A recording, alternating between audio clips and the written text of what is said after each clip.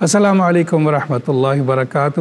محترم ناظرین، آپ کا میزبان محمد عامر کریم حاضر خدمت ہے۔ پچھلے پروگرام میں ہم بات کر رہے تھے عورت کے بارے میں کہ اللہ سبحانہ و تعالیٰ کا بہت خوبصورت تحفہ جو اللہ سبحانہ و تعالیٰ نے ہمیں عطا کیا، اور عورت کے کئی روپ ہیں۔ عورت ماں کی شکل میں بھی ہے، عورت بیوی کی شکل میں بھی ہے، عورت بیٹی کی شکل میں بھی ہے، عورت بہن کی شکل میں بھی ہے، عورت ساس کی شکل میں بھی ہے۔ یہ اللہ سبحانہ و تعالیٰ نے بڑے خوبصورت رنگ بنائے ہیں، اللہ سبحانہ و تعالیٰ نے خوبصورت رشتے بنائے ہیں، اور رشتے بنانے کا مقصد یہ ہے کہ ہم ان سے تسکین حاصل کریں، ہمارے درمیان محبت و الفت ہو، ہم زندگی کی رعنائیوں کو اس سے خوش ہو سکے۔ اور اگر انسان اللہ کی نعمتوں کی ناقدری کرے تو پھر کیا ہوتا ہے؟ اللہ سبحانہ و تعالیٰ اس سے نعمتیں لے لیتے ہیں، گھروں سے برکتیں اٹھ جاتی ہیں۔ آج جو ہم کہتے ہیں ہر گھر میں لڑائی ہے، حالانکہ یہ کوئی موجب لڑائی تو نہیں، یہ رشتے تو لڑائیاں ختم کرنے والے۔ اور ہم کہتے ہیں جناب گھر میں ساس بہو کی لڑائی ہے، نند کی لڑائی ہے، فلانی لڑائی ہے، گھروں میں لڑائیاں ڈال کے بیٹھے ہوئے۔ صرف ایک ہی وجہ ہے کہ ہم نے اللہ کے حکموں کو چھوڑ دیا۔ نبی صلی اللہ علیہ وسلم فرماتے ہیں اکمل المؤمنین ایمانا احسنہم خلقا، ایمان میں اس کا ایمان مومن کا مکمل ہے جس کا خلق سب سے بہترین ہے۔ وَخِيَارُكُمْ خِيَارُكُمْ لِنِسَائِهِمْ، اور جو سب سے بہترین ہے معاملات میں عورتوں کے ساتھ، یعنی کہ جو حکمت کے ساتھ اپنے معاملات عورتوں کے ساتھ کرتا ہے، پیار محبت رکھتا ہے گھر میں، الفت رکھتا ہے گھر میں۔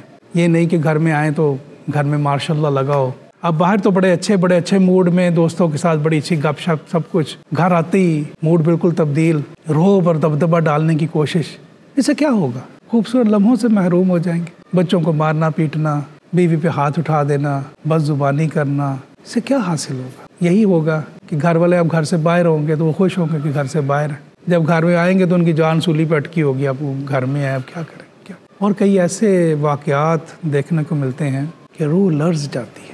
میں یہ سوچتا ہوں کیا یہ انسان اس طرح کر سکتا ہے، اور کیا کوئی مسلمان ایسے کر سکتا ہے؟ 2003-04 کی بات ہے، میں ان دنوں ٹورنٹو کینیڈا میں تھا، تو ایک باپ نے اپنی بچی کو بہیمانہ طور پہ قتل کر دیا۔ نہ صرف قتل کیا بلکہ اس کے ٹکڑے، چھوٹی بچی بھی بڑی نہیں، 8-10 سال کی بچی، بڑی خوبصورت آنکھیں، اور قتل کر کے ٹکڑے کر کے بیگ میں ڈال کے ڈسپوز کر دیا۔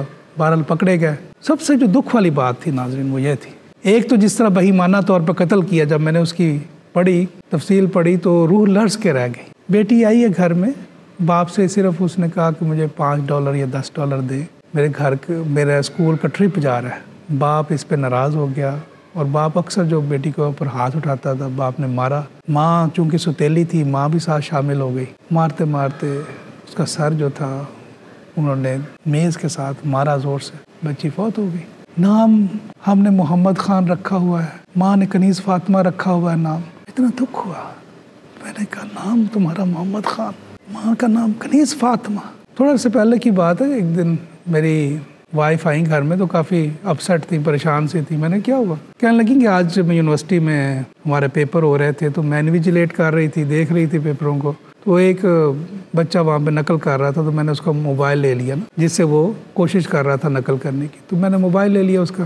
تو میں اپنے آفس میں بیٹھی ہوئی تھی تو ایک دوسرا جو پروفیسر تھے وہ آئے، تو انہوں نے کہا کہ مجھے جو کینڈیڈیٹ جس کا آپ نے موبائل لیا ہے اس کا موبائل دے دیں۔ تو میں نے کہا اس میں اتنی پریشانی والی کیا بات ہے؟ کہنے لگی نہیں، اس نے یہ نہیں کہا تھا، اس نے کہا تھا محمد موبائل، گیو می محمد موبائل۔ کہتے ہیں یہ تو ہمارے نبی صلی اللہ علیہ وسلم کا نام ہے، اس نام کی کوئی خیرات ہی ہم رکھ لیتے، اس نام کے کچھ علاج ہی رکھ لیتے۔ نام اپنے نام کے ساتھ لگا لیا تو وہ یہ شرم کر لیتے کہ نام کس کا اپنے نام کے ساتھ لگایا ہوا ہے، اس کی کچھ شرم ہی کر لیتے۔ روایات میں آتا ہے کہ محمود غزنوی کا غلام ایاز بہت ہی مالک کی سننے والا اور مالک کی بولی کو جاننے والا غلام ایاز کا ایک بیٹا تھا، محمد، آگے کا نام میرے ذہن میں نہیں۔ تو محمود ایک دن غسل خانے میں تھا، حمام تھا، اس میں تھا، اس کو کچھ حاجت ہوئی، اس نے باہر، حالانکہ ایاز کا بیٹا کھڑا ہوا تھا تو اس نے اسے نہیں بلایا۔ تو بعد میں جب ایاز کو معلوم ہوا، کہنے لگا حضور کوئی میرے بیٹے سے غلطی ہو گئی، آپ نے کوئی چیز مانگنی تھی تو حمام میں آپ نے آواز نہیں دی۔ تو محمود کہنے لگا کہ بات یہ نہیں کہ تمہارے بیٹے سے غلطی ہوئی، بات یہ ہے کہ تمہارے بیٹے کا نام محمد ہے، اور میں کیسے اس حالت میں یہ نام پکارتا۔ بات یہ ہے کہ جنہوں نے اس نام کی قدر کی، زمانے نے ان کی قدر کی، اور جنہوں نے بے قدری کی، زمانے نے ان کی بے قدری کی۔ बहरहाल कैसा शकीकुल क़ल्ब इंसान होगा, नाम तो मोहम्मद ख़ान हो और काम ऐसा किया हो कि याम जाहिलियत में वो जिंदा दरगोर कर दिया करते थे अपनी बच्चियों को, वो अपनी बच्चियों को मार दिया करते थे। वइदल मौऊदतु सुइलत बिअय्यि ज़ंबिन क़ुतिलत, कि उस दिन अल्लाह सुब्हानहु व तआला पूछेंगे बच्ची से, तुझे क्यों मारा था, ये क्यों मारा था। वइज़ा बुश्शिरा अहदुहुम बिल उन्सा ज़ल्ला वजहुहु मुस्वद्दन व हुवा कज़ीम, जब उनको खुशखबरी सुनाई जाती थी आज बच्ची पैदा हो गई, स्याह हो जाता चेहरा गम और तकलीफ के साथ कि मेरे घर में बेटी पैदा हो गई। बच्चियों को जिंदा दरगोर कर दिया करते थे वो लोग। वो तो ईमान वाले नहीं थे, तू तो ईमान वाला है, तू अपना नाम मोहम्मद खान रख के बैठा हुआ है। वो तो ईमान वाले नहीं थे। एक सहाबी रसूल नबी सल्लल्लाहु अलैहि वसल्लम के पास हाजिर हुए, अर्ज करने लगे, या रसूलल्लाह, ये जाहिलियत की बात है, मैं मुसलमान नहीं हुआ था, मेरा ऊँट गुम हो गया, मैं उसकी तलाश में निकला हुआ था और मैं एक घर से आवाज़ सुनी कि बच्ची पैदा हो गई। तो दूसरा कहने लगा कि इसे मार देते हैं। तो मेरे दिल पे आया कि बच्ची को मार देंगे। मैंने दरवाज़ा खटखटाया, मैंने कहा कि अगर आप मुझे अपनी बच्ची दे दें तो मैं अपना ऊँट दे देता हूँ। उन्होंने खुशी खुशी अपनी बच्ची दे दी मुझे। तो हुजूर सल्लल्लाहु अलैहि वसल्लम, मैंने इस तरह 300 बच्चियाँ लोगों की ली, उनको पाला पोसा, लेकिन मैं मुसलमान नहीं था, मैं मुसलमान नहीं था।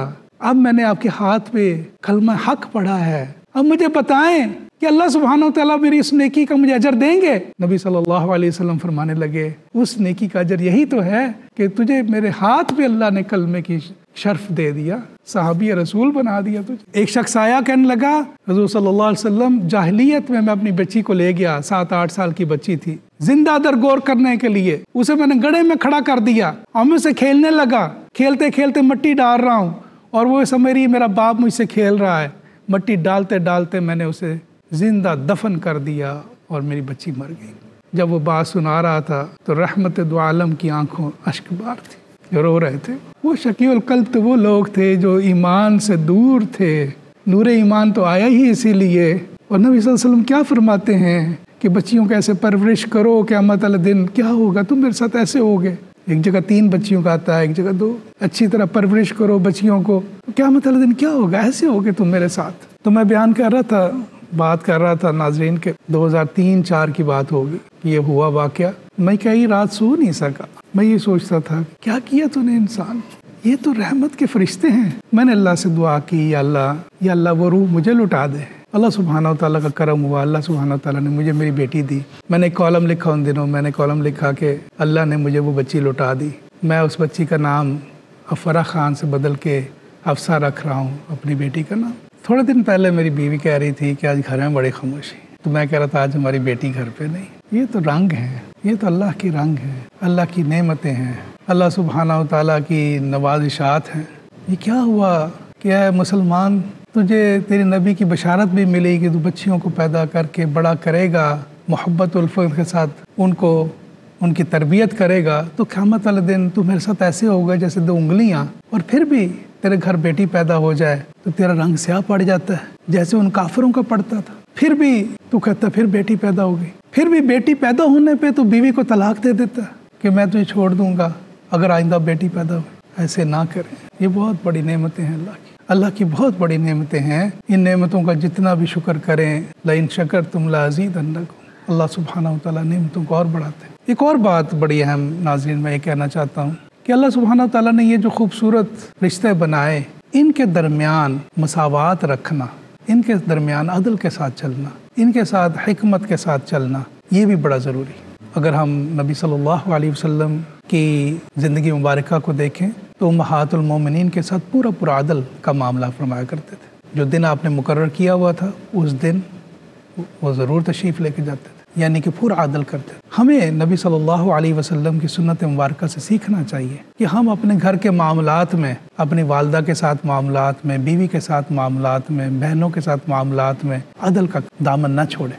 बाज़ दफ़ा क्या होता है, एक तरफ बहुत ज़्यादा झुकाव है। मैंने एक साहब को जानता हूँ, वो अपनी वालदा का बहुत अदब करते, इतना का अदब करते हैं कि उन्होंने अपनी जो उनकी दुकान है उधर उन्होंने अपनी वालदा के जूते जो हैं अपने सामने अपने डेस्क में सबसे ऊपर वाली जगह पे उनके जूते रखे हुए। इतना अदब करते हैं, यानी अपनी माँ की बात को मोड़ते नहीं, लेकिन बीवी के साथ बड़ी बदजुबानी और हाथ भी उठा लेते। तो यहाँ मसावात का मामला, वालदा का अदब बेशक बहुत ज़्यादा, बीवी को भी उसका हक दे। और कई दफ़ा ऐसे होता है कि बीवी की तरफ ऐसा झुकाव है कि साल हो गए माँ से मिले ही नहीं, माँ से बात ही नहीं की, छोड़ ही दिया और छोटी छोटी बातों के ऊपर घर में लड़ाई और झगड़े पैदा कर लिए, छोटी छोटी बातों के ऊपर दिलों में रंजिशें पैदा कर ली।